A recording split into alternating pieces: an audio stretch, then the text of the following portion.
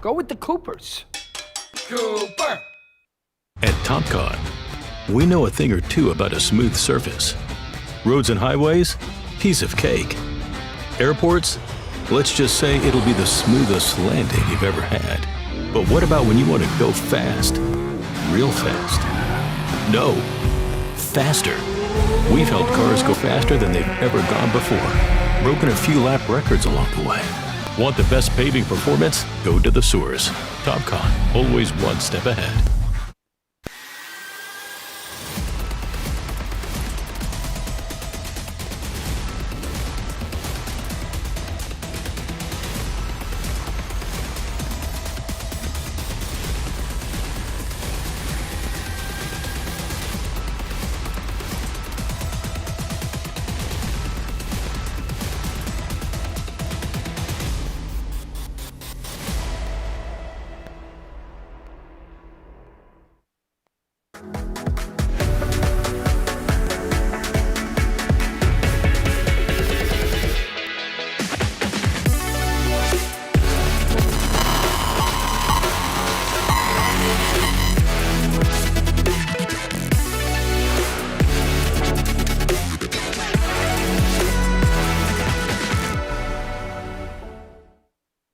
Karting and motorsport enthusiasts, Lucas Oil School of Racing is America's #1 Formula Car race school. Enjoy modern paddle shifters, pit speed limiter, and onboard video along with integrated data systems. Get started today with our 2-day basic or advanced course. Lucas Oil School of Racing is the official school of the road to Indy. We can also qualify you for your SCCA license. Get started today by visiting us at www.lucasraceschool.com. As your uncle, I want you to know that on the road to life, there will be rough spots, and they will chew up your tires. I recently took a road trip to Greensville to attend a chili cook-off. Rough roads all the way down. I drove there on these Cooper Discoverer and Duramax tires. You know, they're made with the durability of off-road tires, but for on-road driving. Without them, we might never know the winning bean-to-meat ratio of a good chili. And those are the things in life, my friend, worth driving towards. So go with the Coopers. Cooper! I'm hungry now. The story to me. With over 40 years in business, High Tide Boat Lifts is committed to elevating your craft. Whether you own a personal watercraft or a large yacht, we can design and create the perfect lift for your needs. At High Tide Boat Lifts, we understand that you've worked hard to get to a successful place in life. We'll ensure you have a hassle-free experience, maximizing the time you spend on your boat with family and friends, and supporting your dreams out on the open water.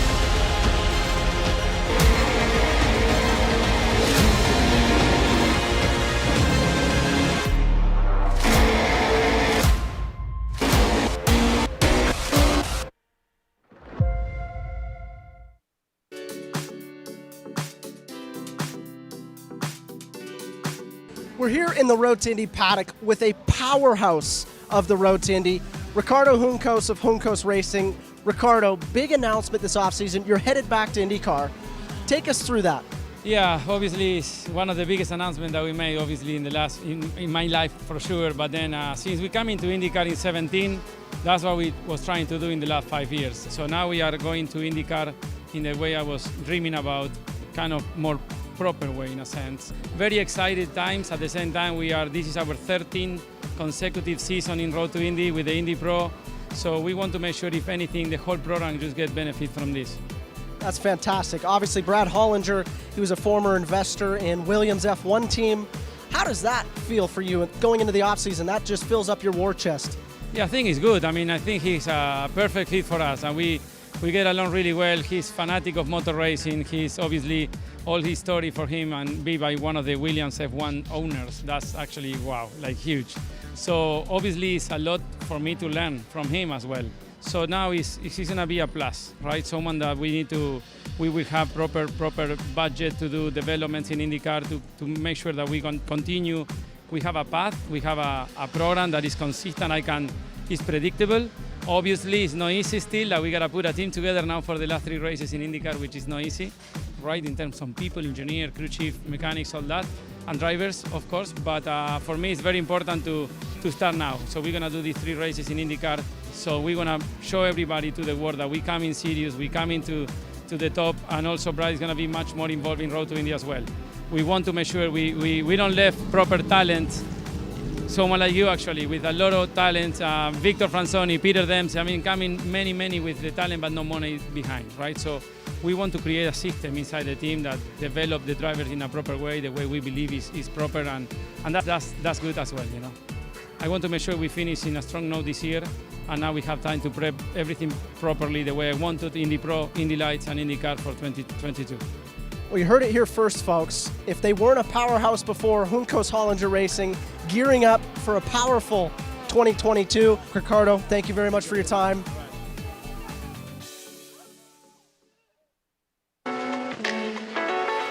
I think the best way to get to the bottom of how Cooper Tires is activating on the road to Indy is to talk with the guy running the show, the development manager, Gavin Johnson. This guy's smart. He designs the tires. Gavin, take me through the process of you have a tire on the racetrack, now you're putting it on the streets. Yeah, the objectives are obviously quite different. However, the technology is shared to some degree. The material science that we gain an understanding of on the racetrack transfers very nicely to the technology that we have to implement for our road products. That is fantastic. Describe to us how different the tires are from USF 2000 to Indy Lights, and then we can maybe talk about the street tire too to give the fans some insight. Yeah, sure. The whole program is a development series. We're teaching drivers, we're teaching team personnel, we're teaching engineers the art of running a race car and driving a race car. Therefore, the design philosophy at the very lowest level of the USF 2000s is to give a very consistent, very stable platform on which the driver can learn. They can make mistakes, they can recover from those mistakes and not be punished by the tyre dropping off or falling out of a window. Likewise, from an engineering perspective, we can make changes to the car and we can gauge a positive or a negative response without it being masked by massive tyre degradation. And then taking that to the streets, obviously our tire, you need it to last, because if it doesn't get to the end of a 30-lap race, it's going to be tough to get 100,000 miles out of it. Take me through the technology specifically that you learn on the road to Indy back to the street cars. The great thing about a motorsport program such as this is that behind the scenes we are able to do an enormous amount of simulation and testing. And during that process, you have the opportunity to evaluate a huge array of potential materials that you wouldn't necessarily even consider if you weren't given the opportunity to rapidly develop and test product. That feeds through to our road tyre development in a very positive manner. Well, that is a great end to it. It's great to have everybody involved in motorsports, and we thank you for all your work on making our tires last as race car drivers. That means a lot to us.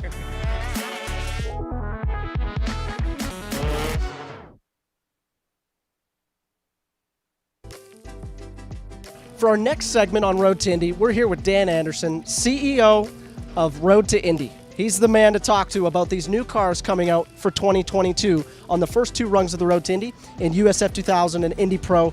Dan, let's talk about your commitment to safety on the road to Indy and commitment to long-term cars to come. At the end of the day, we knew this was coming. We knew we had to do it for driver safety. Tatis has designed a brilliant solution to the problem, an upgrade kit to the current car that upgrades all the pieces that were frankly getting lifed out anyway, the tub, the fuel cell, a number of other parts. So we've extended this car for 5 more years, and it's basically a new car. It'll be a USF 22 and an IP 22 designation, and we're really excited about it. Let's talk about the cost effectiveness of this. You know, it's not like you're bringing out a new car. It is a new car, but teams can obviously use parts from last year. Talk about how that's going to help their budgets and help the drivers. Well, yeah, it is essentially a new car in terms of the center core of it. The corners are all reusable. The gearbox, the engine, the front and rear aero pieces, they're all parts of the old car that can carry over. The data system, the dampers, so a lot of the old car is reusable, but the structural integrity of the car is all new. It is a new car in that sense. It's got a new chassis number, so it's a great solution. Instead of spending more than double the money for a brand new car, you've got a car for a reasonable price and another 5 years life. Well, and not only that, as a driver myself, you look at the consumables that a driver has to purchase through a team, you know, front and rear wings throughout the year, spares, gearboxes. It's awesome that that all carries over, and that's just going to help budgets to come on the road to Indy. That's a good point, because people don't always realize that the team doesn't just have to carry a car. They've got to carry spare wings. They've got to carry spare corners, spare uprights. They have to carry in multiple spare wheels. So all of those spares are still all exactly the same. In terms of a capital investment from a team, it's the least that you could do to get a brand new car, and that translates into lower driver budgets.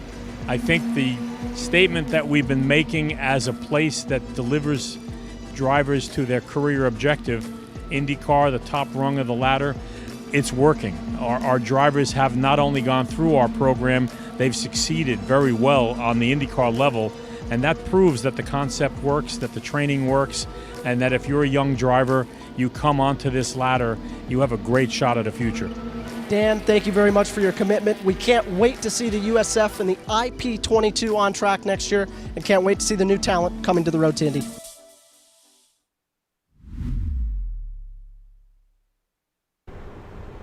Here is a bit of wisdom from your Uncle Cooper.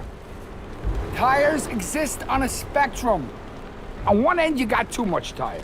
On the other, you don't get enough. Both ends are rip-offs. You're either paying for more than you need or needing more even after you pay. So if you want a tire that costs what tires should cost and does what tires should do, go right for the sweet spot. Go with the Coopers. Cooper. At TopCon, we know a thing or two about a smooth surface. Roads and highways, piece of cake. Airports, let's just say it'll be the smoothest landing you've ever had. But what about when you want to go fast? Real fast? No, faster. We've helped cars go faster than they've ever gone before. Broken a few lap records along the way. Want the best paving performance? Go to the source. TopCon, always one step ahead.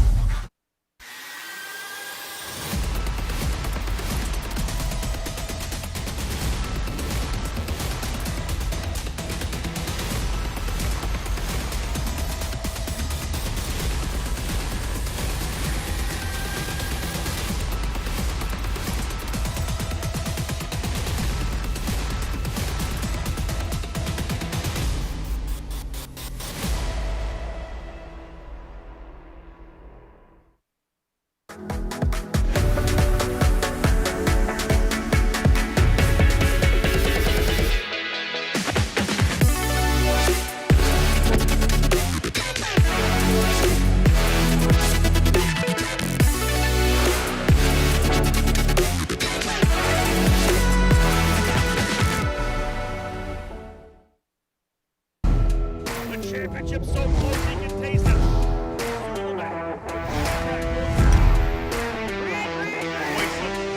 Oliver Askew has won the Freedom 100. Side by side. And your new champion, Bernie Rasmussen.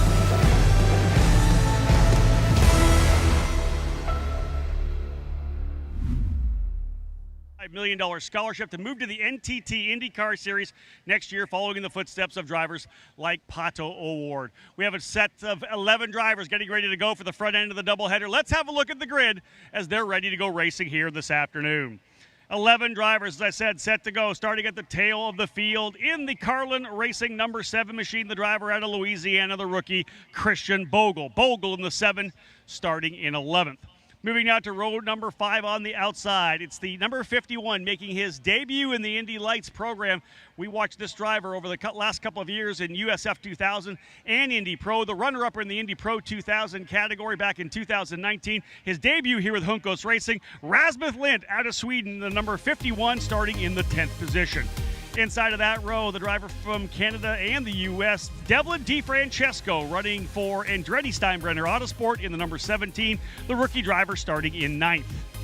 Moving now to row number 4 on the outside, last year's Indy Pro 2000 champion out of Payette, Idaho, in the number 2 for Juncos Racing, the Road to Indy scholarship car. Again, the champion from last year, winning over $700,000 to move up to Indy Lights this year. Stingray Robb in the number 2, starting in the 8th position. 2 drivers making their debuts here this weekend. We talked about Rasmus Lind already, a driver who we watched at Indy Pro 2000 over the last couple of years, a winner, in fact, for D-Force Racing in 2020. It will be Manuel Suleiman, the young driver out of Mexico with the number 59, the driver running for HMD Motorsports. It'll be great to see what Suleiman can do, ideally lining up for a full season in 2022. Moving now to row number 3, a driver who we've seen win races coming up through the ranks in both the USF 2000 and Indy Pro 2000. A couple of pole positions already this year. He's had a really strong second half.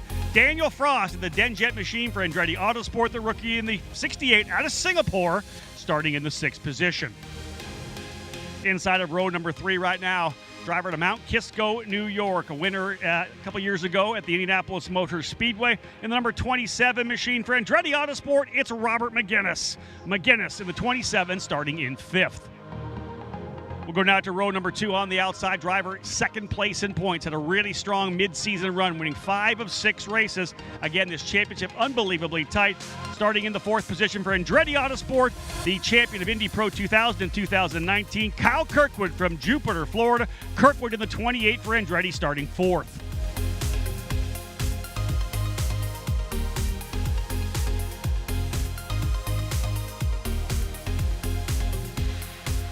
One, two, three, 4 for all HMD. In fact, it actually is Manuel Suleiman starting in the 4th position. But we'll go down to the inside of row number 2. In the number 24, it's Benjamin Peterson, the driver out of the Pacific Northwest from Seattle. Peterson in the HMD Motorsports with Global Racing Group machine, the rookie. A couple of new sponsors here this weekend. Great to have Benjamin Peterson with us in the number 24. On the front row, though, 2 drivers who have both won races here this year. Let's have a look at them, both from HMD Motorsports. One with HMD with Global Racing Group, and it is on the outside of row number 1. In the number 26 from Sweden, it's Linus Lundqvist. Lundqvist, the rookie, multi-time winner this year, will launch from the outside of row number 1. The driver starting on the pole position here today out of Chicago, Illinois for HMD Motorsports, winning at the Oval at Worldwide Technology Raceway, both ends of that doubleheader. 2 poles here at Portland International Raceway for this weekend. The young American starting on the pole position, number 79, David Malukas. So Malukas and Lundqvist, the front row, getting ready to dial things in to go racing here today. And again, drivers setting up for the first of 2 races for the drivers in the Lights program. Great start for the HMD Motorsports drivers. 1, 2, 3, 4, locking up the 2 front rows. Manuel Suleiman, the rookie, very strong on that number 59 machine as he will start in that 4th position.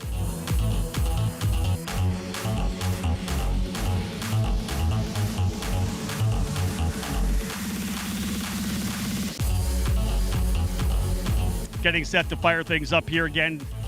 11 drivers ready to fire up their 450 horsepower engines. Being told right now by IndyCar Control that a track inspection right now, we have some of our crew out on making sure the track is in good shape and ready to go. We do that occasionally over the start of these races just to make sure that the track has been clean. Of course, IndyCar wrapping up their qualifying session here just a couple of moments ago. And again, every one of the drivers here on the grid right now looking to try to take that next step, that final jump Again, following in the footsteps of the Pato Awards, Colton Herta, Felix Rosenquist, Jack Harvey, Renus VK, who's, of course, celebrating a birthday here this weekend. Renus, a winner here 2 years ago in the Indy Lights program.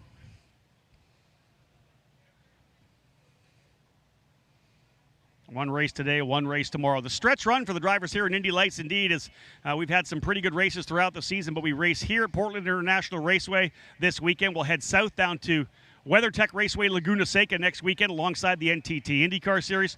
And the drivers in all three rungs of the road to Indy, USF 2000, Indy Pro, and Indy Lights will be on the racetrack for the season finale at the Mid-Ohio Sports Car Course of the October 1st, 2nd, and 3rd weekend.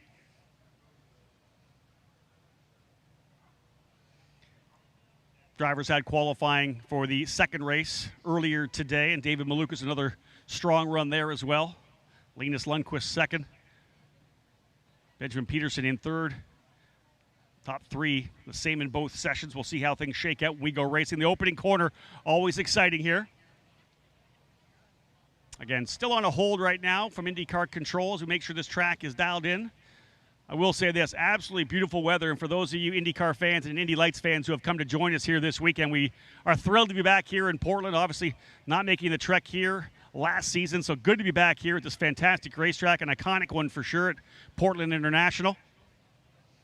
Gorgeous day, too. We've had some pretty warm ones throughout the middle of the season. Temperatures in the mid-90s, high humidity. It was a tough weekend at Worldwide Technology Raceway at Gateway. Very, very warm and unbelievably humid as well, similar to the event that the Road to Indy had at New Jersey Motorsports Park just a couple of weeks ago when USF 2000 and Indy Pro were on track.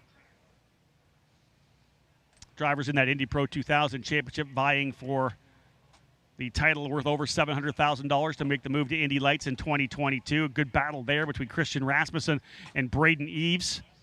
And of course, the champion of this particular series, Indy Lights, the scholarship worth $1.25 million. 3 races in the NTT IndyCar Series next year, including a bid to start in the Indianapolis 500. So again, David Malukas on the pole alongside the number 26 of Linus Lundqvist. Then it's Benjamin Peterson and Manuel Suleiman on row number 2. Kyle Kirkwood in the battle back there in the 5th position.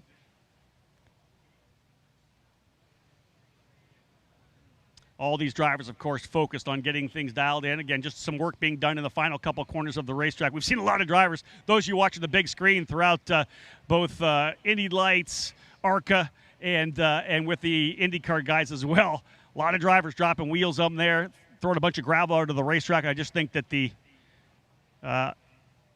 AMR IndyCar safety crew wanted to make sure that track is absolutely ideal. These drivers really hustle these Dallara IL-15 chassis through that particular part of the racetrack. They're flat coming through 10 and 11, back on the brakes hard, getting that car to rotate out of turn 12 and onto the front straightaway. So we want to make sure that that track is in absolutely 100% condition before we send them through there on the first time on cold sticker Cooper tires.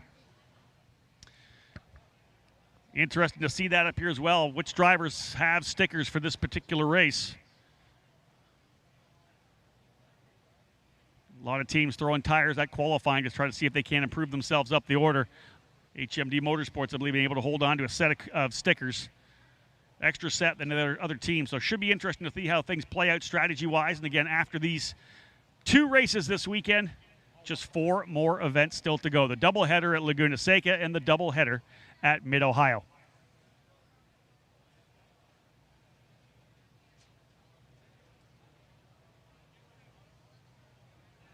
Always exciting to get back to the event here at Portland because we've seen so many of our really top young drivers come through here in Indy Lights. If you're a race fan who's been coming out here for the last couple of years, you remember seeing the great fights with Colton Herta and Pato Award, the Oliver Askew and Renus VK battle. All 4 of those drivers, of course, in the NTT IndyCar Series event here this weekend. Great to see Oliver Askew, of course, back with Ray Hall, Letterman, Lanigan Racing for this particular weekend and the remainder of the season. This is where the future stars come from. This is like going to a Major League Baseball game and getting to watch a AAA game before the Major League players roll out. These are the future stars of the NTT IndyCar Series.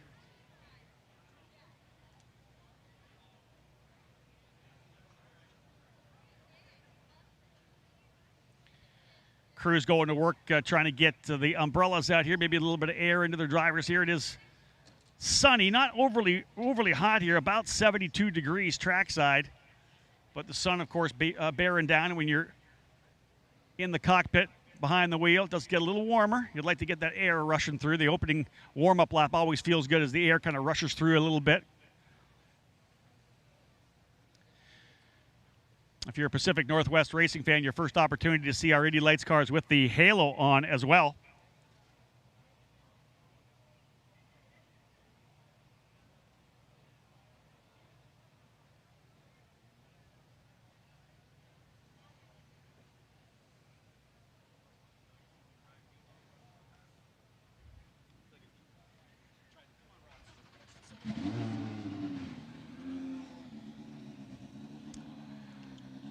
So again, as I said before, there are a number of AMR safety crew cars and trucks down in the final quarter complex of this racetrack.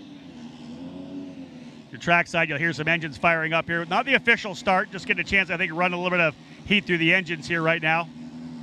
We'll shut them down for the official start when we get set to go. Series started off this year. Normally it would be St. Petersburg, but with COVID, we ended up starting the season at Barber Motorsports Park. Then to the Grand Prix of St. Petersburg, of course, back to the road course of the Indianapolis Motor Speedway. These Indy Lights drivers then looking forward to the event that we had at Road America, followed by races at Mid-Ohio, Worldwide Technology Raceway. I know that so many of us, at least in the industry, and of course racing fans as well, waiting patiently for the announcement of the 2022 NTT IndyCar season. Of course, the Road to Indy as well will match that very closely, as all of the races for the Road to Indy running alongside the IndyCar program. One of the great parts about this Road to Indy presented by Cooper Tires is that these young drivers get a chance to race in front of the IndyCar team owners and team managers. With IndyCar continuing to expand and grow, you know that as new teams come in, new cars become available, these team managers keeping an eye on this Road to Indy. Who is going to be the next star? Who's the next Colton Herta? Who's the next Renus VK? Don't want to let these drivers out. Now, there's a shot there. If you're trackside of the big screen or watching as well, looks like we've potentially had someone drop some oil all the way through the final corner of the racetrack. That's the delay right there. And that is right in the middle of the racing line. Someone having trouble, and of course, makes it very difficult. We may do another extra lap around the racetrack. I haven't heard anything official yet. We may have the drivers roll through a couple of times. Try to make sure the grip levels are where we need there. That's a very high-speed part of this racetrack.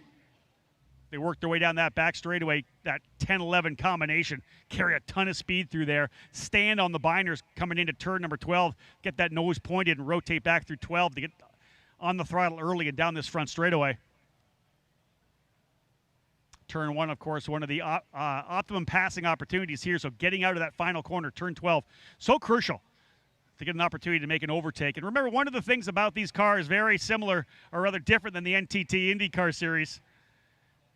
Both have push to pass. IndyCar and Indy Lights have push to pass. But in IndyCar, you can use it defensively as well. In our Indy Lights drivers, only offensive. So if you're the lead car, you can't use it. You can't use the push to pass, the extra 50 horsepower to defend. You're kind of just helpless sitting there. The driver behind gets extra 50 horsepower for 15 seconds. They have 15 applications of that 15-second boost. We'll see which drivers are able to optimize that here this afternoon in Portland.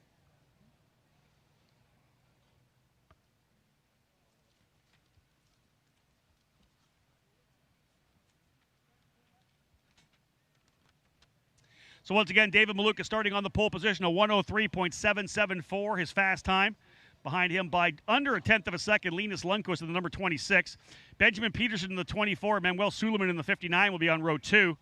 Kyle Kirkwood and his teammate Robert McGinnis from Andretti Autosport on row number 3, 5th and 6th. Kirkwood in the 28, McGinnis in the 27.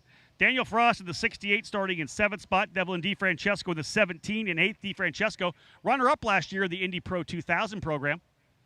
Like many of the drivers, they were set to go racing Indy Lights last year, but this program just didn't quite have the numbers, so we put the series on hiatus for 1 year. Obviously came storming back with 13 entries this year. We expect 15 to 17 in 2022, but Devlin DeFrancesco didn't want to just sit on the sidelines, decided to run Indy Pro 2000 with Andretti Steinbrenner and had a really strong season. in Indy Pro 2000, was able to win at Worldwide Technology Raceway, came home second in the points behind Stingray Robb, who will start in the 10th spot alongside the rookie Rasmuth Lint, and of course 11th Christian Bogle in the number 7. Last time Bogle raced here was in the USF 2000 car back in 2019, so you're talking about triple the horsepower and probably triple the downforce as well. It's been a big jump for Christian Bogle, but doing a tremendous job so far here this year as a rookie in Indy Lights.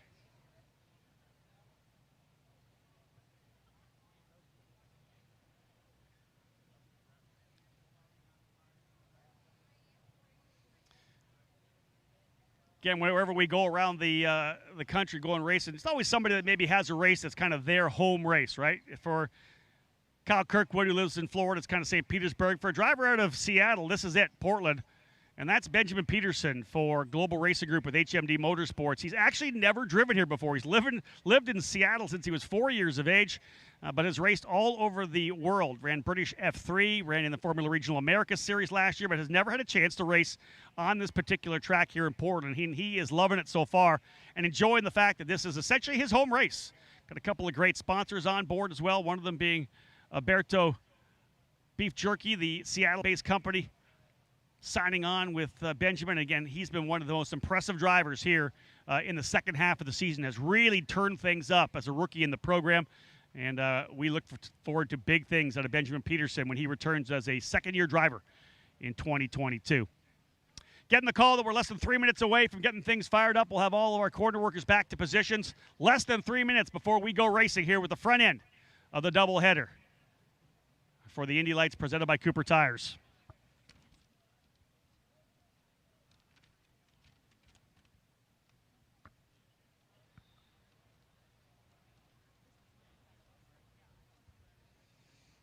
Indy Lights, of course, back on the racetrack again tomorrow for the second race. And again, it is the stretch run. So tight here in the championship. Just about 5 points, I believe, separate first and second. So many points still on offer through to the final race of the season at Mid-Ohio. That's $1.25 million up for grabs to see which driver is going to take that scholarship to the NTT IndyCar Series in 2022. Starting on the pole position, crucial here, though. All you got to do is get through the opening corner. That's really the crucial deal, right? Get through cleanly.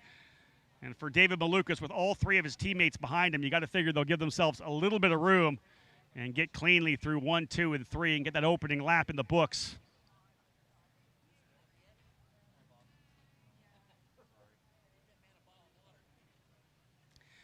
David Malukas, fun to watch him come through the ranks over the last number of years. Did a sporadic program in USF 2000 before moving to Indy Pro 2000, where he was able to score his first Road to Indy victory at Road America a number of years ago.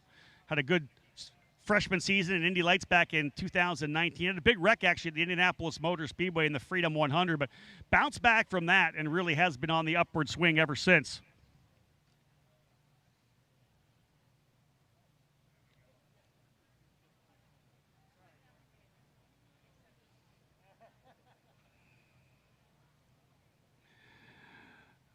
The AMR IndyCar safety crew making sure that the final complex of corners, 10, 11, and 12, are perfect. We got one of our trucks rocketing down the front straightaway by us here to get back to his post around the racetrack. One of the huge supporters and I think biggest positives of the Road to Indy is the chance to be able to run here with the NTT IndyCar Series, to have access to that AMR IndyCar safety crew. They know our drivers, they know our cars, and I think any of you who have been trackside for a race or watched it on TV, you know how quickly they get to an incident scene, and that is very comforting to all of us in the Road to Indy family, knowing that any incident that happens is going to have that safety crew on the scene in just a second.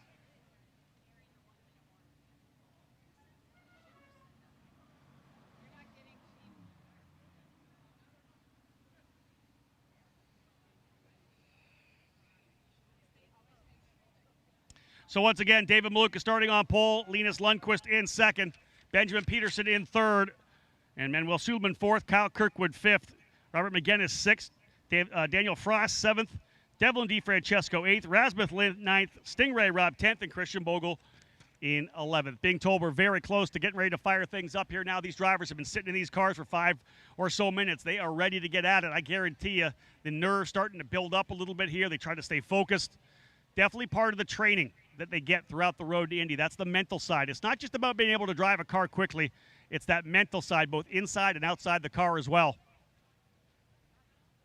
And these little extended periods really test these young drivers to keep their focus. But again, once they fire up these engines and get back out on the racetrack, you can be sure that they quickly get back into the racer's mind.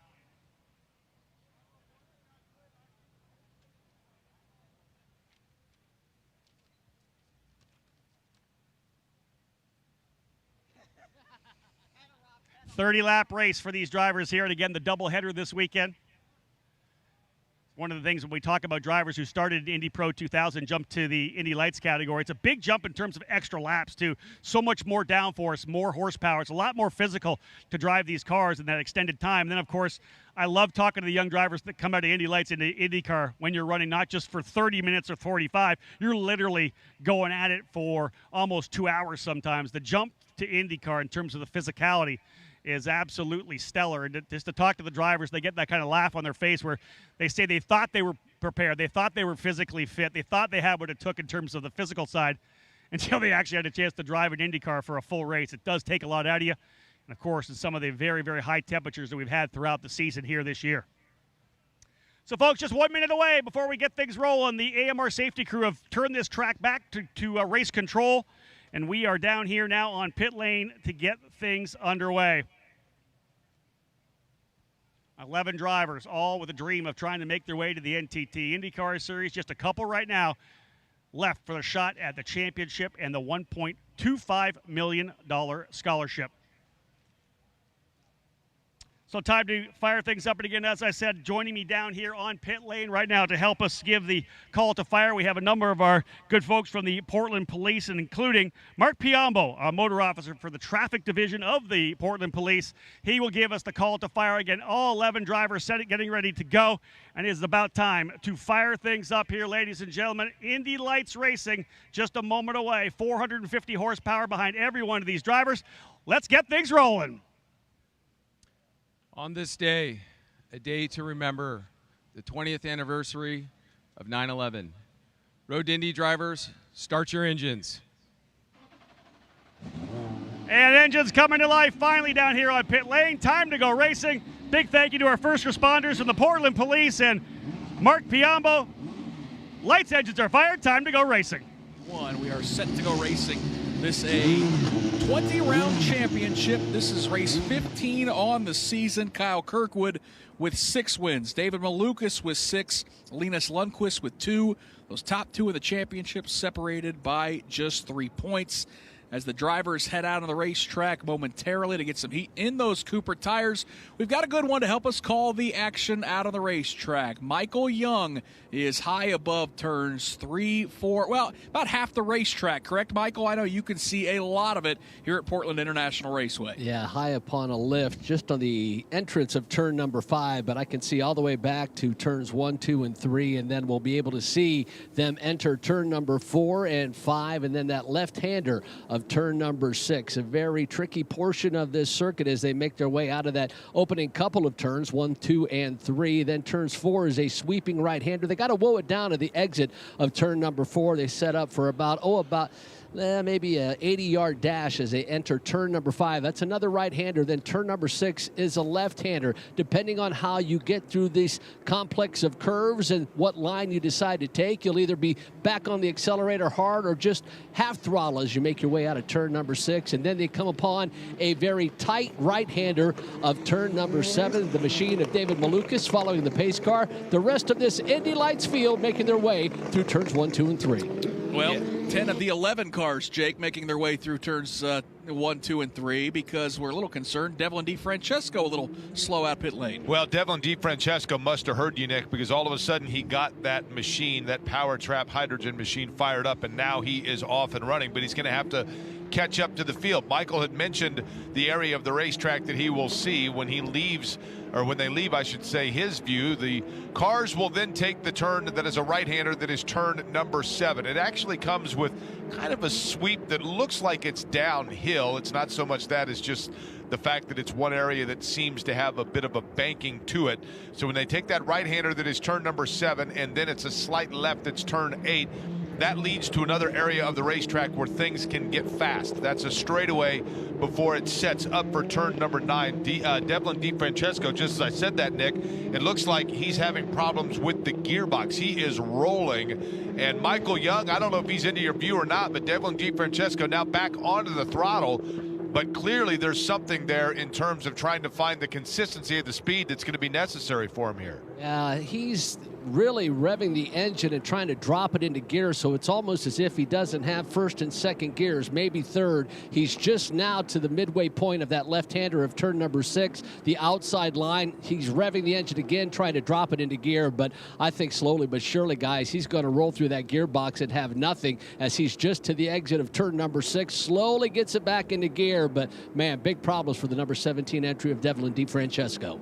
Yeah, and Davey, here's the problem for him. The front of the field, including the pace car, making their way through turns 1 and 2. So he's not only got to find the gremlins of that race car and work those out, but he's got to catch the back half of the field because we just got the one to go. Yeah, they won't wait for him. If the car, even if it gets going down, he does not catch the back of the field and they're lined up, it'll go green without him. But I'm going to assure you he's going to be lucky to make it to the pits. He's not going to make a full lap. Let's just hope he can get in the pits so we can take the green this time by. Ryan Marine, do you have more on that? Sounds like it's an electronics issue for Devlin DiFrancesco. They're hoping to get that car to the pit lane, get it plugged in, and effectively reset. They're clearing out his pit box right now, so the hope is to bring that machine down to the pits, get that problem rectified quickly, and send him back out. We'll keep a close eye on it here in the pit lane, guys. So that appears that it will trim our field of 11 down to 10 as DiFrancesco brings that really bright nuclear yellow and orange number 17 car for Andretti Steinbrenner Racing slowly down pit lane. Meanwhile, the field on the back straightaway. Again, starting lineups, he's David Malukas and Linus Lundqvist on the front row. Benjamin Peterson, Manuel Suleiman in row number 2. Kyle Kirkwood and Robert McGinnis in row 3. Daniel Frost in row 4 to the inside. He'll now be joined by Rasmus Lind as Devlin DiFrancesco sits on pit lane. Final 2 starters, Stingray Robb and Christian Bogle. Out of turn number 12, pace car pulls off and hits pit lane. It is time to go racing for 30 laps or 50 minutes. It's the Indy Light Series presented by Cooper Tires, and we are green from Portland International Raceway. It's a great jump for Malukas as Lundqvist ducks right in line, but he's going to be aggressive, jumping to the inside. In fact, he'll take the top spot. Benjamin Peterson goes through the runoff. In fact, half the field snakes their way through. Michael Young, it looks like Peterson's going to be the first one to turn number 4. Yeah, but I'm not quite sure they're going to let him make that move as Peterson had to use that runoff. It's Malukas, then Lundqvist, then it's the machine of Manuel Suleiman. That's 1, 2, 3, but Peterson looking like he's checking up ever so slightly, and it looks again like we might be under caution, Nick. It's just a big gaggle of mess down here in turn 7. It is a full course caution indeed, and that means that we're going to sort things out. As the field had worked their way into turn number 7, they started to get just a little bit dicey once again.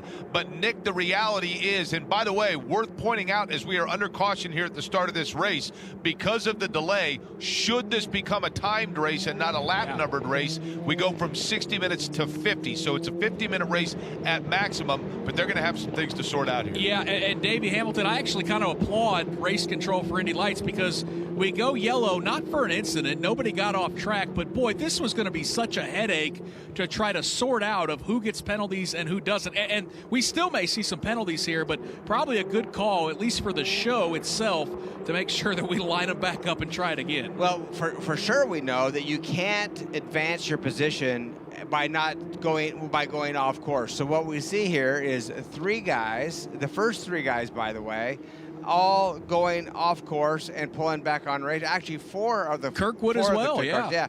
They all went off course. So they can't gain any position for sure, but do they lose position on the first lap like that? I'm not 100% positive, but yeah, they got to straighten this out. And Christian Bogle went flying through the grass, and the good news, Ryan Marine, it sounds like, at least for now, Devlin DiFrancesco, we've got an update on him. Yes, he was able to leave the pit lane actually ahead of the field. So the way that this race started, that was to his benefit. He did not lose a lap. Talking to Rob Edwards a moment ago, he said that there was something in the electronic system that was registering a stuck throttle. That was not, in fact, the case, but they had to reset the electronics to clear that stuck throttle in order to give him his his full performance back. They had the laptop plugged in. They feel like that's most likely dealt with. They sent him out, as mentioned, just ahead of the rest of the field. He's trying to make his way back around to catch the tail of that train. And as long as that electronic gremlin was dealt with, he should be able to continue to race his way forward on the lead lap after that issue before the green flag. So we're getting an update on the running order. It sounded like David Malukas will be back out front, as Benjamin Peterson was the one who jumped to the race lead, although he didn't even really attempt to make the corner. He went through the runoff area, but it was Malukas and Lundqvist and Kirkwood who all missed their braking points. In fact, Manuel Suleiman, the young driver from Mexico, making his debut. He was the only driver who got through cleanly, but it does appear as they line up out of turn number 12, I think I saw David Malukas as your race leader. He will take the top spot. Then it is Linus Lundqvist, then Benjamin Peterson, and then Manuel Suleiman.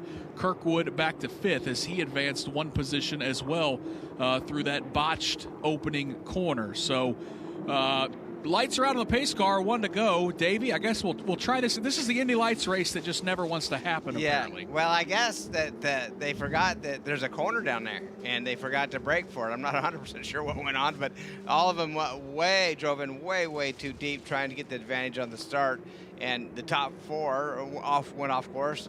I guess fortunately for them, they threw the yellow and putting everybody back in their position to restart this race single file, which we don't ever like single file starts, I guess, but it is what it is. Hopefully he gets there safely as we see Di Francesco back in the pits.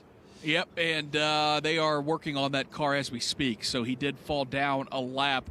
Rob Howden, you've got an update. Let's welcome you to the broadcast for the first time. Well, thanks, Nick. Good to be here. Obviously, an extended wait there before we got rolling. You wonder how much that got into the heads of the drivers, right? Number one, David Malukas with a long time to think about what it was going to be like starting from pole. He's got his teammates all around him. You wonder what kind of team meeting they might have had. Whatever that team meeting was, I guarantee you, they probably were not very happy with the way that thing shook down. I'm surprised that they were able to get their spots back as they were. Probably a little bit lucky considering the chaos that ensued in turn number 1. Yeah, I mean, all told, as Davey kind of pointed out, I mean, they this HMD Global Racing Group, they come out on the nice end because they're still 1 through 4, and now they don't have to go side by side. So certainly not suggesting that was the plan, but certainly just seemed like every one of those drivers in the first couple rows were so hesitant to avoid possible contact at the beginning of the race, as turn 1 here at Portland oftentimes has been hairy, not just in Indy Lights, but in the IndyCar Series as well. So we will try it again. 2 laps in the books. The clock is ticking. It is David Malukas, your pole sitter. He'll lead a single file line of cars out of turn number 12, and hopefully we will get this race started. Malukas accelerates. He's got a nice little gap across the start-finish line by about 2 or 3 car lengths over Lundqvist. Suleiman's looking racy. He pops to the inside to try to get around Benjamin Peterson. Might have been more just to defend from Kyle Kirkwood, but they'll stay single file. It's Kyle Kirkwood, your race leader, over Lundqvist out of turn number 3. Field makes their way through turn number 4 now. We see David Malukas in that 79. Right behind him, the machine of Linus Lundqvist. Then it's Benjamin Peterson, and right behind him we saw Manuel Suleiman, who tried to make that charge early, but it is David Malukas. He hits those brakes for that right-hander of turn number 7. 2 car length advantage for David Malukas. Yeah, stays at 2 car lengths between turns 7 and 8 as the field a little bit conservative, working their way out of turn number 8. Again, leader is David Malukas, and he has about a 3 car length advantage over Linus Lundqvist, then the same distance back to Peterson. Well, they are hauling the mail through turns 9 and 10. It's a quick little switchback to the left and then back to the right as the field of 10 now, as Devlin Di Francesco sits on pit lane. Nice and smooth, nice and clean on the opening lap, albeit no passing. David Malukas across the start-finish line to lead lap number 3. It's a 0.6 of a second advantage over Linus Lundqvist. The pair of orange and black cars sitting second and third, Lundqvist and Peterson. They give chase to the Chicago driver, David Malukas, into turn 4. Yeah, David Malukas about a 4 car length advantage over teammate Linus Lundqvist, and then Benjamin Peterson about 3 car lengths behind his teammate of Linus Lundqvist. Manuel Suleiman's there, then Kyle Kirkwood as well. The leader, David Malukas, now hits the those brakes. He'll make that right-hander of turn number 7. Still about a 6-car length advantage for David Malukas. Swept it pretty wide through turn number 7, did David Malukas, but it does not cause for any sort of losing ground because he still has now about a 4-car length advantage before you get to Linus Lundqvist. Then it's Peterson running in third, followed by Suleiman. They work their way now through turn number 10. David Malukas of Chicago maintains the lead. And Benjamin Peterson is all over the back of his teammate Linus Lundqvist out of the final corner.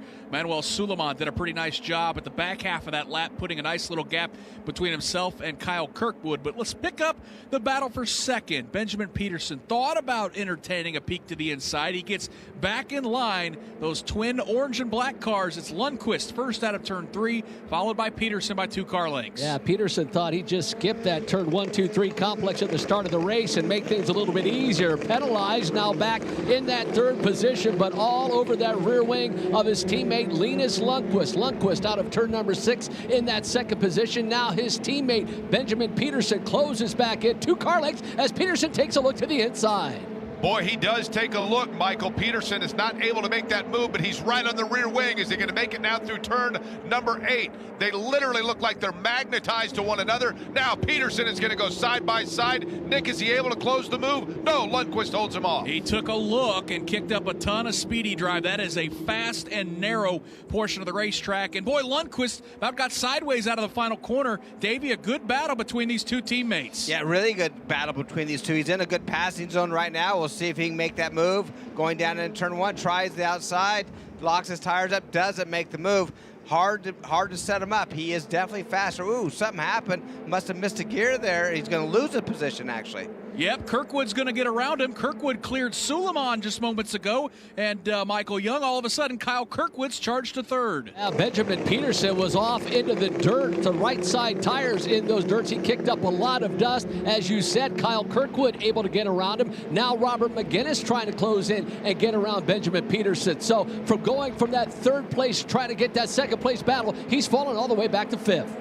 Yeah, so now all of a sudden what happens is Peterson's got to worry about the fact that Suleiman is right behind him and was trying to close in. Again, Kirkwood starting to put that battle behind him just a bit. Meanwhile, the leader maintains his David Malukas through turn number 10. And David Malukas, nobody loved that sequence there, Davey, more than him because he's opened up a 2.4 second lead. Yeah, he wants some guys to all fight behind him, but he wants is to keep Kirkwood behind his teammates, which he's got by Patterson and Sullivan. So that's not what he wanted. He wanted those 2 teammates to stay ahead of Kirkwood just for the points championship.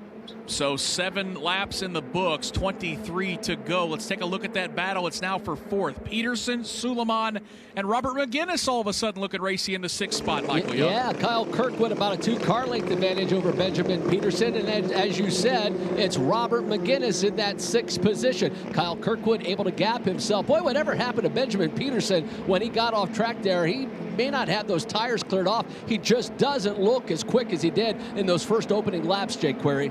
Watching McGinnis trying to close in on Suleiman, and again, through turn number 8, Suleiman looked like he might have, and he had a hiccup, allowed McGinnis to close in and get close, but able to hold him off now through turn number 8, and now setting up for turn number 9. That distance is about 2.5 car lengths. And McGinnis was trying to make that pass, or at least close down the back straightaway, and Davey, that's exactly what we saw Peterson tried to do on his teammate Lundqvist. It's a great drafting back straightaway, although it is curved. How hard, though, is it to pull off a pass back there? Yeah, it's very difficult. You have to have a really good run coming off at turn 8 and 9 because you're going the longer distance. It's a curved back straightaway, curved to the right like a D, and if you're on the outside of a car, you're just going a longer distance. It's just harder to get around him and very, very difficult to pass there, but he almost pulled it off. He had a really good setup to do that, but then in the front straightaway, I thought he was going to make that move, but in turn 1, I don't know if he went into neutral, just whatever happened coming off of 2, car just slowed down almost to a stop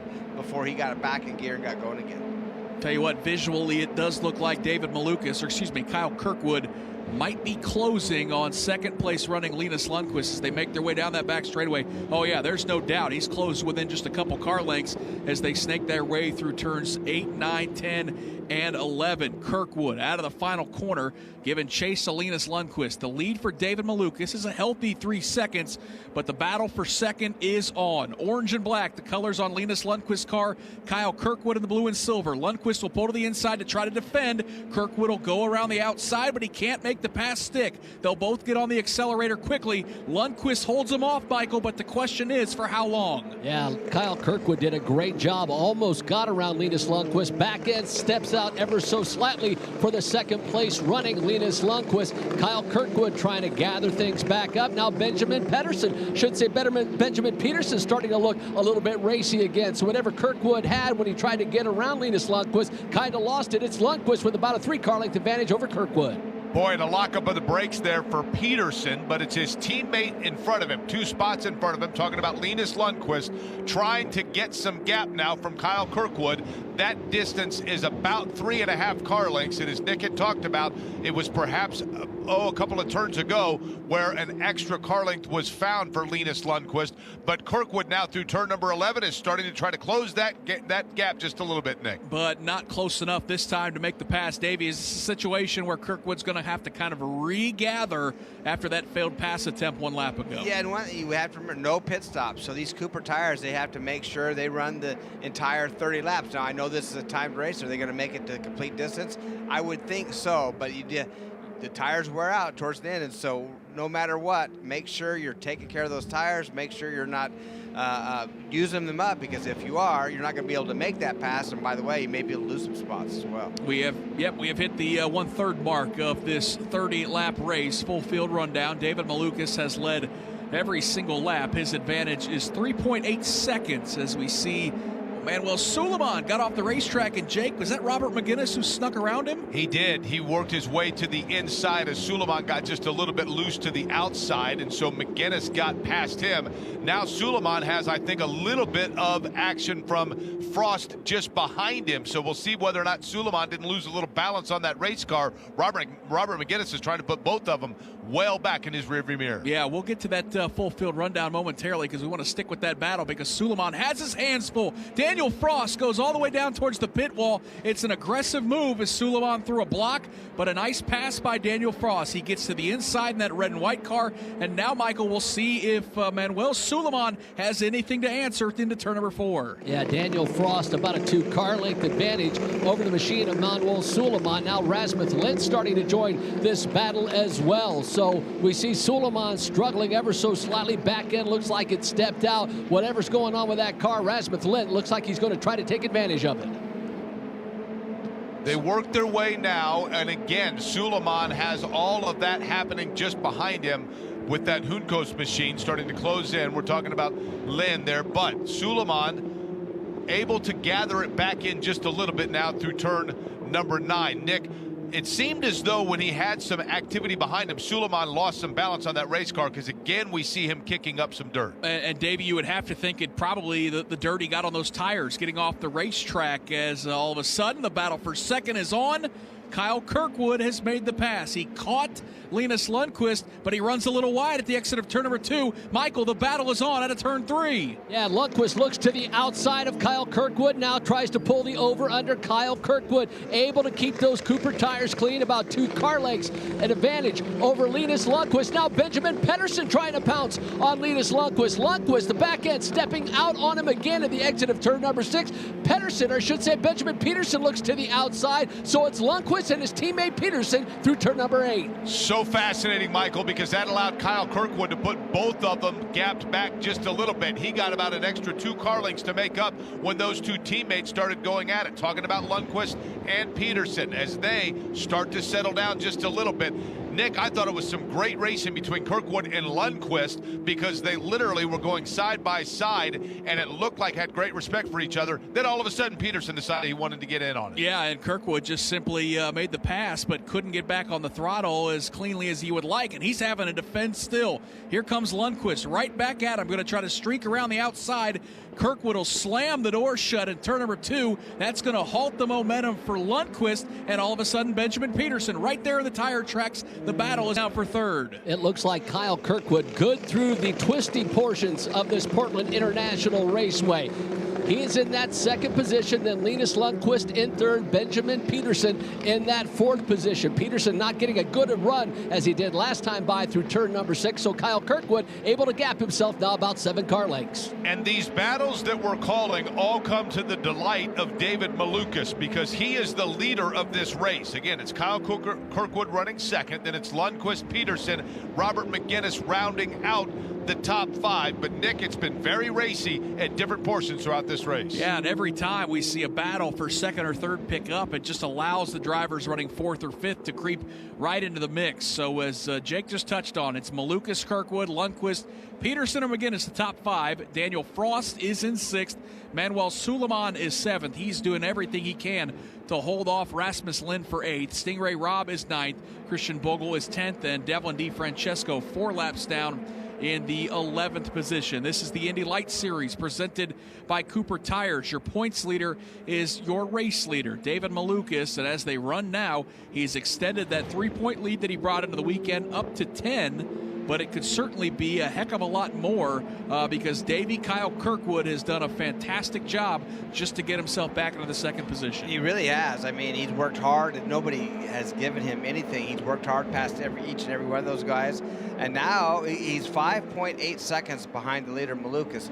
But the lap times are almost identical, so he's staying with him to see if he can catch up to him a little bit. And he also pulled about a second ahead of Lundqvist. Peterson seemed to have a little bit of problems. McGinnis is looking fairly strong and in the top 5.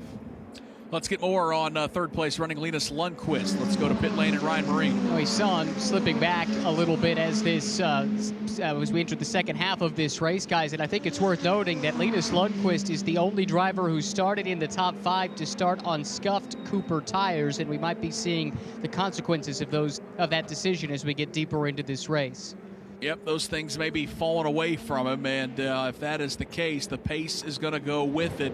Lundqvist has done a pretty nice job as of now to build a gap between himself and his teammate Benjamin Peterson by about a full second. The best battle might be for that 4th spot, as the last couple laps Peterson has had to fend off challenges from the driver for Andretti Autosport, New York's own Robert McGinnis, who has challenged him down into turn number 1, taking a look, but hasn't been close enough to necessarily make that pass. The entire field makes their way down the back straightaway. In fact, most of them separated by 4 or 5 car lengths.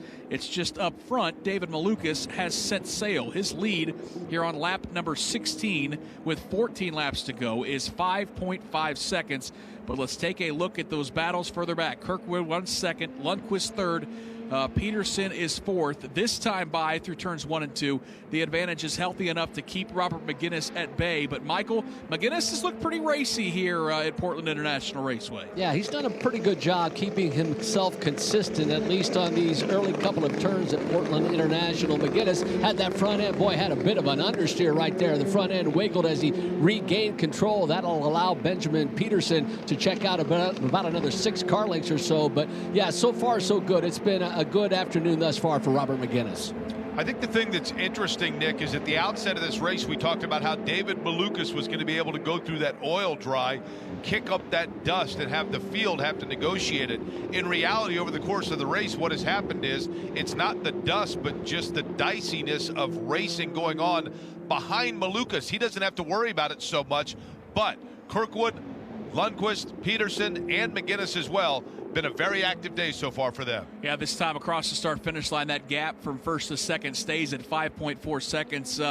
Davey, how much do you think Kyle Kirkwood is asking for a caution? Like, hey, how about another one of those track inspections so he can close right up on the rear wing of Malukas? You know, he would like that. I've been watching lap times, and he was 0.2 of a quicker last lap. He's almost exact same time this lap. So he would like to see that yellow flag come out, being it's a 5.5 second lead. The deficit that he has, I should say, to the leader of Malukas. So that's really the only chance he has. Now, I mean, you never know what could happen. There's actually 12 laps to go in this event. You never know if somebody goes off track, the yellow could come out. A lot of things could happen. But right now, it's exciting. It's another doubleheader weekend for the Indy Lights Series presented by Cooper Tires. They've got 2 more of these left. Next weekend, they'll head to WeatherTech Raceway, Laguna Seca, where once again they will be joined by IndyCar. And then a standalone weekend for the Indy Lights Series presented by Cooper Tires at Mid-Ohio, where they will crown a champion. And if things hold strong to what we have seen so far, very good chance that David Malukas and Kyle Kirkwood will both have a chance at that title heading to that final race weekend. Right now, Malukas' lead over Kirkwood is 10 points. It is 5.3 seconds the gap on the racetrack, and really no surprise to see the 3 drivers that run 1, 2, 3 out there on the racetrack right now. Malukas, Kirkwood, and Lundqvist. They've won all 10 races so far, all 14 races so far. It's just been a dominating campaign for those 3 drivers, Davey, really showing some of these IndyCar paddock or IndyCar owners that are in the paddock that, hey, they're ready for IndyCar. And trust me, those IndyCar owners are always watching. We see it every year. So with 12 laps to go, David Malukas' lead, 5.4 seconds. They make their way down the back straightaway. Some of these battles have settled down a little bit. Kyle Kirkwood with a 1.5 second advantage over Linus Lundqvist. Then it's Benjamin Peterson. Peterson's gap back from his teammate Lundqvist is 1.5 seconds as well. So, Jake, as we watch these drivers make their way around the racetrack, some of those ferocious battles seem like they've calmed themselves here with just 11 laps to go. Yeah, no question about that. And then you wonder whether or not they're not just actually looking to, wait back just a few laps and then make a go. For example, Daniel Frost starting to peek in on Robert McGinnis just a little bit, but about a 3-car length separation. That's the battle right now for the 5th position. Back to pit road and Rob Howden. Thank you so much, Jake. Standing alongside here, Mike Marie, the team manager for HMD Motorsports. Mike, a lot of different storylines for you guys here this weekend. You're obviously trying to win a championship with David Malukas. You've got Benjamin Peterson, very impressive here midway through the season. Then you got a brand new driver, Manuel Suleiman. Let's kind of go through that a little bit while we have some time with 10 laps to go. Let's start with Manuel. Obviously, a bit of testing with him, but to have him here as a rookie, overall, how are your thoughts on how he's run this far this weekend? I mean, super impressive. We did 2 days of testing, one at 2 different tracks in Indiana. He was up the pace straight away, qualified 4th for today in his first ever qualifying session. Obviously, the turn 1 start was a little bit hairy for the front 4, but made it through there. Just a little bit of, little maybe nervous jitters for him on the first couple laps, but I mean, next year he could be a championship contender, no problem. You know what's interesting? I talked to Oliver Askew, Pato Award, a couple of guys. The jump from Indy Pro 2000 to Indy Lights is what they said was one of the biggest jumps. Obviously, 200 more horsepower. You carry so much more corner speed. Is that kind of what you heard from Manuel? Yeah, for sure. But I mean, he has 3 quality teammates that really guided him through yesterday. When we did the testing, we had David with him on site, so he was help coaching. But he's going to be a natural. I mean, it's pretty simple for him. Let's talk then about Benjamin Peterson as well. We know how good Linus Lundqvist has been. You've been battling him a little bit. Here's a guy that really has come along really strongly here midway through the season. He's having a good push to the end. Yeah, I mean, Benjamin, again, another guy who's going to be right there next year in the championship contention. He's had some solid podiums, some good results here. I think there's a chance for him to get a podium today too. Tomorrow again he starts 3rd, so we just got to keep going. Let's wrap it up with the kid with a couple of pole positions, coming off an amazing couple of wins at Worldwide Technology Raceway. Of course, I'm talking about David Malukas, point leader coming in. What was his mindset coming into the weekend, coming off the momentum from the Oval? I think he just wants to continue that momentum. Double win at Worldwide Technology Raceway and 6 wins on the season, going for 7 today. I knew his goal is IndyCar, so just got to keep winning to get there. And good luck this weekend. Thank you. That's Mike Marini, Nick Yeoman, the team manager for HMD Motorsports. Of course, they've got drivers running for the championship. They've won a bunch of races with Linus Lundqvist and David Malukas, maybe even a championship, but also lining up a couple of guys for next year in Benjamin Peterson and Manuel Suleiman. Yeah, that team has just done a tremendous job this year, as they very well could be poised for a championship with David Malukas, who has a 5.4 second lead over Kyle Kirkwood. Linus Lundqvist runs 3rd. Benjamin Peterson runs 4th. Where things got really interesting moments ago was around the 5th position. Davey Hamilton, Daniel Frost took a look to get around Robert McGinnis. Couldn't complete the pass, but where it got really interesting was when he tried to re-enter the racetrack. Yeah, so it was down in turn 1, and he did what you're supposed to do when you overshoot the track like that. I think that you're supposed to go through the actual blocked off runoff area. So he turned back to go through that, lost a lot of momentum. When he came back on the racetrack, came right in between. I think Rob, Lindeth, and Sullivan were all right there. It was pretty interesting, actually, between those guys. Looked like it could have been a high speed into a low speed accident, or vice versa. And that part of the racetrack, Dave, I mean, we saw during IndyCar practice. I mean, it's the exit of turns 1 and 2, but also that entrance for the IndyCar drivers when they're doing live pit stops. Not a lot of places where you can just get out of the way here at Portland International. Yeah, it makes it so interesting, especially if you come out of a pit stop with the IndyCar side of it, and their guys are 2 or 3 wide coming on that front straightaway. You all have to go through that chicane, and there's no additional room for the guys coming out of the pits. So it is, it's a very hairy situation, and it puts you in a bad position at times. Most of the tracks that we go to have merged on. For example, if you go to Indianapolis Motor Speedway in the road course, it takes you on the inside of the first corner, and then you go on the outside of turn 2 to merge in with the traffic, which makes it quite a bit safer. But here, it shoots you right on the straightaway right before turn 1. The race leader is David Malukas, making his way now through turn number 4. Kyle Kirkwood, the disadvantage by about 5.2 seconds. Michael, let's take a look at the battle. Benjamin Peterson and Robert McGinnis, they're separated by about a second on the racetrack. Yeah, Benjamin Peterson just now making his way to the entrance of turn number 5. There is Robert McGinnis making his way into the entrance of turn number 5. Both work their way now through turn number 6. I would say the disadvantage that Peterson has over his teammate Linus Lundqvist is about the same what you think that Peterson has down to Robert McGinnis. Yeah, and I would keep in mind also, Michael, that Robert McGinnis was so worried about Daniel Frost there for a while until a couple of laps ago. That situation Davey talked about where Frost getting aggressive on McGinnis just missed the mark and had to go through the runoff area in turn number 1. That dropped Frost all the way back to the 8th position. It secured McGinnis in that top 5. He's got Sullivan just behind him. And Peterson, as Nick had talked about, trying to close in on that 4th spot. But again, Nick, seems as though as we head down now to the last, coming up on the last 6 laps of this race, that maybe everybody's holding back for the last 2 or 3 to then try to see exactly what they have. Yeah, of course, with those drivers, they can use that push to pass, the little extra horsepower if they're within 1.5 seconds. You're right, a lot of times you're harvesting that, hoping to hold on to it for the end of the race for a nice little stretch run. And then also, Davey, I mean, all these guys have to keep in mind, hey, if we do get a full course caution, got to leave something on those Cooper tires and something in the tank to try to make a charge. But certainly the sand running out of the hourglass with just 6 laps to go. Yeah, the cars really spread out at this point over the racetrack. We have all 11 cars on track, although DeFrancesco being a lap down, or actually 4 laps down at this point, not really in the game. But no real racing right now. It's all they've kind of spread out, found an equal way. Now, what you need to do is just get through this race. You have another one tomorrow. You have a second chance. So don't make any mistakes. Just get through the day and make some changes, line them up for tomorrow, and see if anybody can meet Malukas.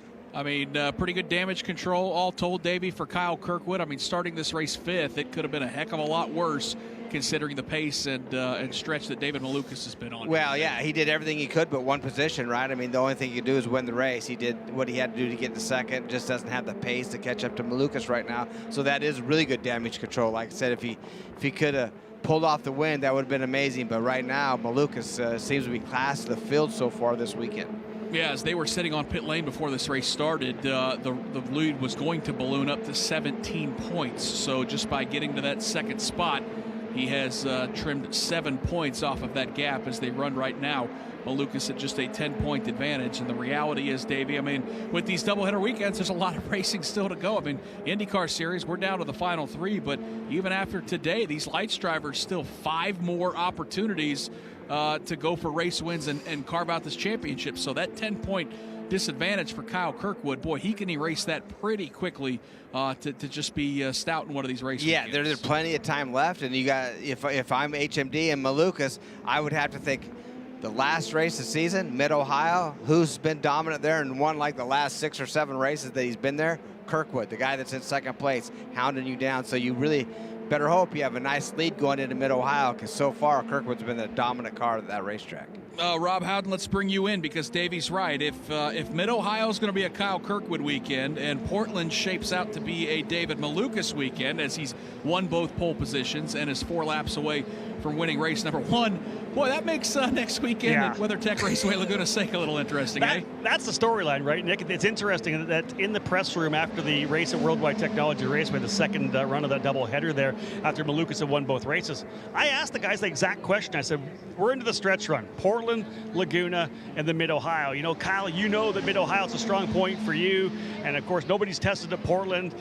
Both teams have been to Laguna Seca, but Kyle said straight up, he said, yeah, we had an advantage at the start of the Mid-Ohio weekend. We were dominant there, but you could see that HMD Motorsports caught up with us throughout that weekend. And true, by the final race of the weekend there at Mid-Ohio, the HMD cars were pretty quick. So I don't think that Kyle is maybe as comfortable or as confident going into Mid-Ohio, and I think this weekend's going to be big for him to come back. And the second place running right now from where he started is huge. He'll have to do it again tomorrow, but you're right. WeatherTech Raceway Laguna Seca is going to be the linchpin. It'll set everything up, especially even Kirkwood thinks it's going to be more even when we get to Mid-Ohio. So I'm telling you, this finale weekend at the start of October is going to be awesome.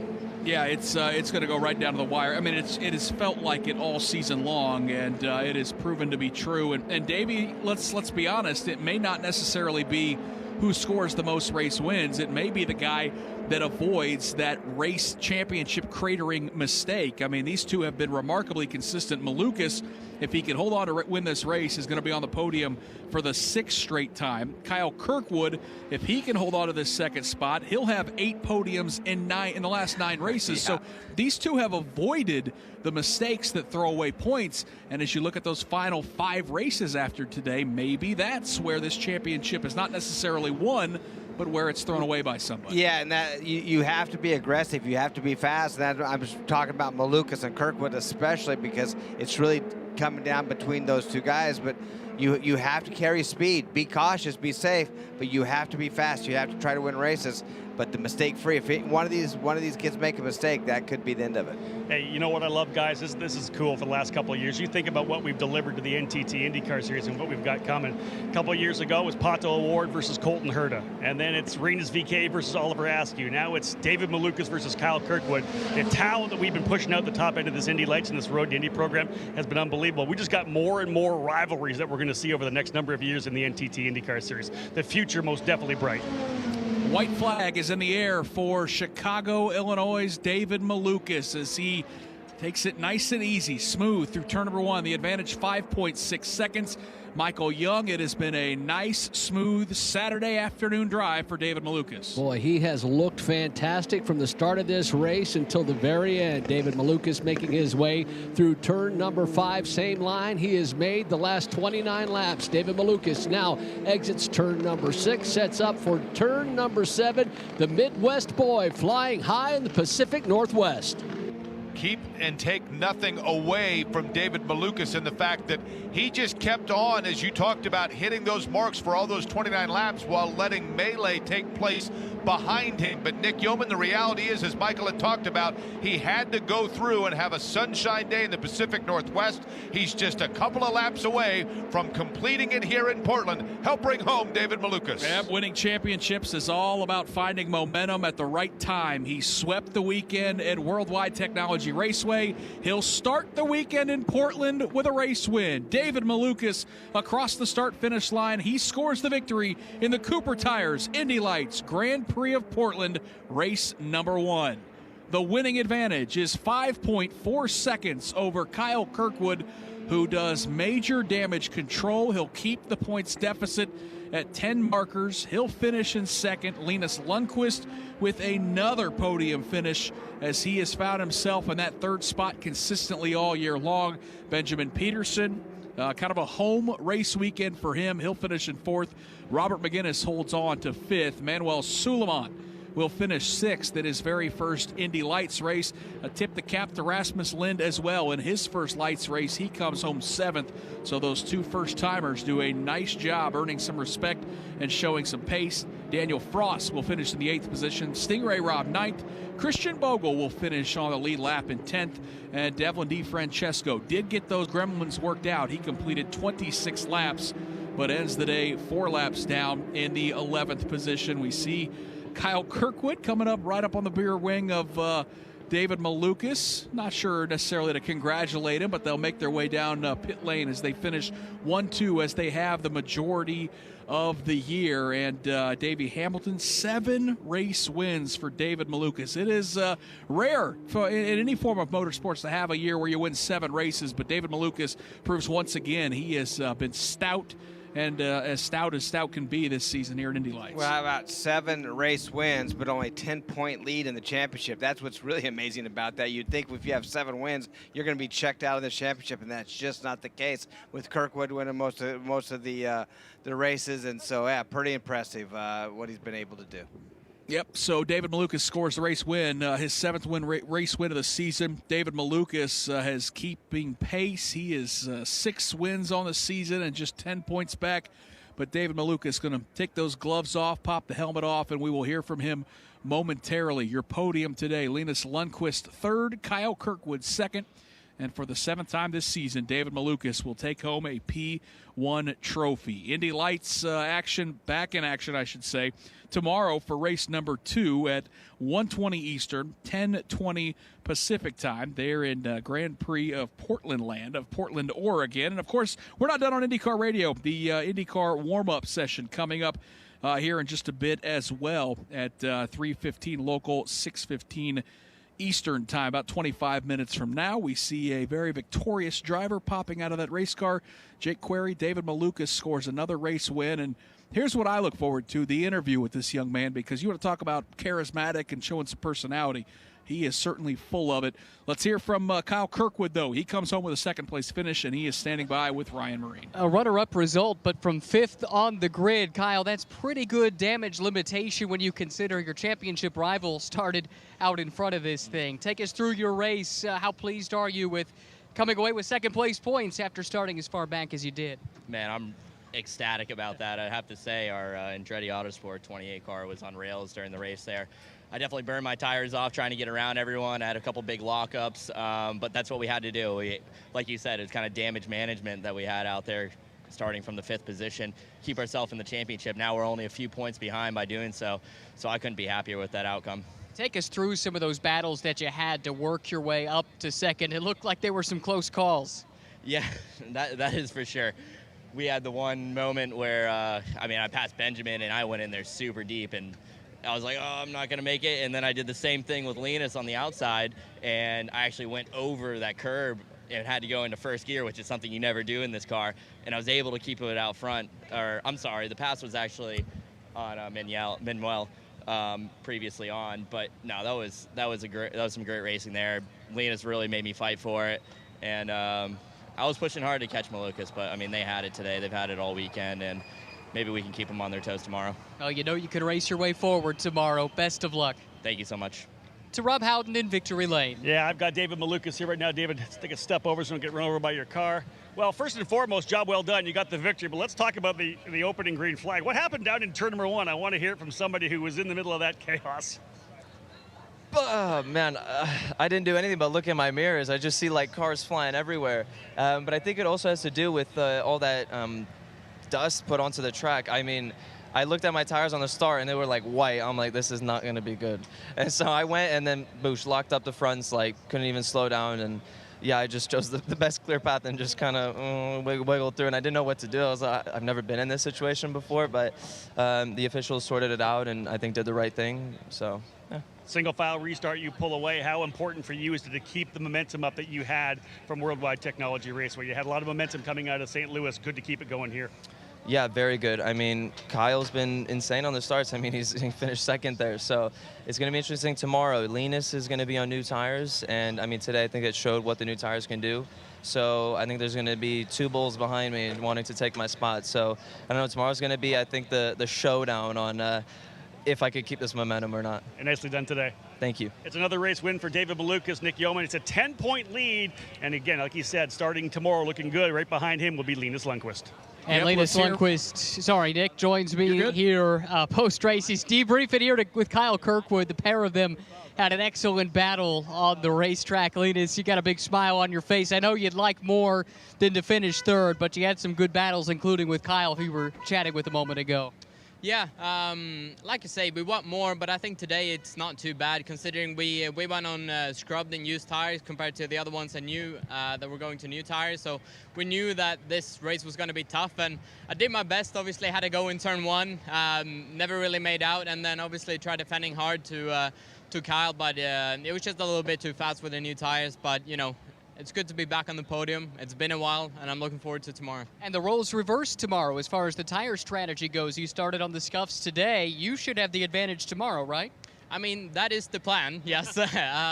We'll see how it goes. I think it's very competitive, and obviously David showed great pace out front, so hopefully we can give him a run for his money tomorrow. Welcome back to the podium. Thank you. That's Linus Lundqvist. Yep, great job by Linus Lundqvist as he joins Kyle Kirkwood and David Malukas on a very familiar podium for the Indy Lights Series presented by Cooper Tires. Coming up just about 20 minutes from now, it is IndyCar warm-up. Hope you'll join us for the final half hour here on this very busy Saturday on IndyCar Radio. My name's Nick Yeoman. Jake Query, Davey Hamilton will join us as we put the finishing touches on this Saturday and gear up for a pair of races, Indy Lights race number 2, and then, of course, the Grand Prix of Portland, the main event of the weekend for the NTT IndyCar Series. Until then, so long from now from Portland International Raceway. Here is a bit of wisdom from your Uncle Cooper. Tires exist on a spectrum. On one end, you got too much tire. On the other, you don't get enough. Both ends are rip-offs. You're either paying for more than you need or needing more even after you pay. So if you want a tire that costs what tires should cost and does what tires should do, go right for the sweet spot. Go with the Coopers. Cooper! At TopCon, we know a thing or two about a smooth surface. Roads and highways, piece of cake. Airports, let's just say it'll be the smoothest landing you've ever had. But what about when you want to go fast? Real fast? No, faster. We've helped cars go faster than they've ever gone before. Broken a few lap records along the way. Want the best paving performance? Go to the source. TopCon, always one step ahead.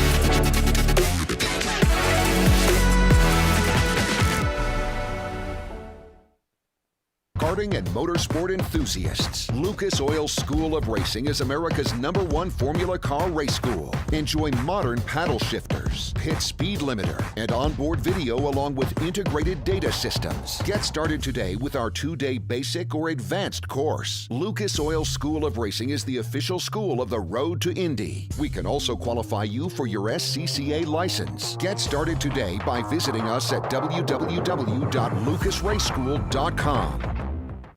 As your uncle, I want you to know that on the road to life, there will be rough spots, and they will chew up your tires. I recently took a road trip to Greensville to attend a chili cook-off. Rough roads all the way down.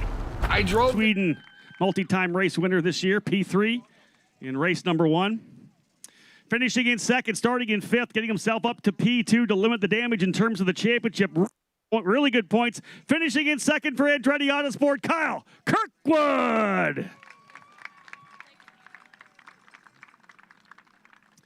And one more step on the podium, keeping to fuel that momentum that he has here mid-season after wins at the Worldwide Technology Raceway on the Oval. The winner today for HMD Motorsports, David Malukas.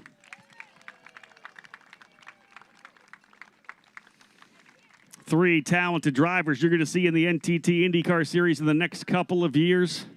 Two Americans, David Malukas and Kyle Kirkwood, the Swede, and Linus Lundqvist, part of the Swedish invasion here in the NTT IndyCar Series and the Road to Indy presented by Cooper Tires. Drivers getting a look at their trophies first. A little unique look. I like that. We've got some of our guests as well. We've got some of our first responders from the Portland Police that are going to come up and get a photo op with our drivers, the Kids on Track program here as well. Let's bring our Portland Police up here. Shout out for the first responders, folks in Portland here. Always there in the time of need. Great to have them with us, of course. We had the command to start engines today as well from one of the reps from the Portland Police. Great to have them with us here. They've been hanging out with us in the Road to Indy hospitality area, and thankfully no tickets handed out to our drivers here today because significantly quicker around the track here. These cars, these Indy Lights cars, around 160 miles an hour here. They'll top out at over 200 at the Indianapolis Motor Speedway, but 160 bucketed around this racetrack. Thank you to the first responders. We'll let them exit stage right or left, whatever you want. We've got a great group from the Kids on Track program here this weekend as well. We had a couple of STEM presentations for them in pit lane. We'll bring our Kids on Track up top here as well. They had a chance to talk to some of our Indy Lights drivers and engineers as well. We'll bring them up for a nice photo op for High Tide and the Kids on Track program. We do this at all of our events throughout the Road to Indy, getting kids the opportunity to come and see the races, learn a little bit behind the scenes and some of the engineering and educational opportunities that we have here in this Road to Indy program. Lots of different career opportunities, of course. It's cool to open their eyes about the fact of being a race engineer, race mechanic, whatever it may be. Of course, public relations, you name it. So many different opportunities for careers here in the motorsports world.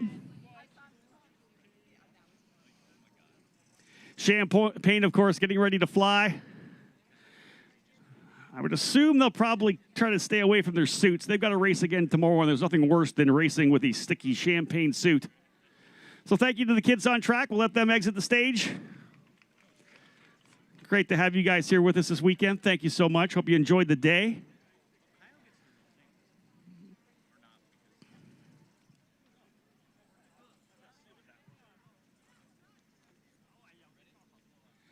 Let her up, boys. No, they're going right at it. Champagne is flying. They must have spare suits, because otherwise you wouldn't do that. One more time, folks. A round of applause for our podium today in the Cooper Tires Indy Lights Grand Prix of Portland.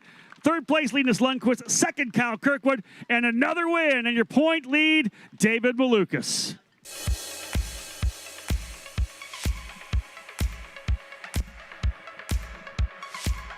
All right, there we go. Champions on. The championship so close.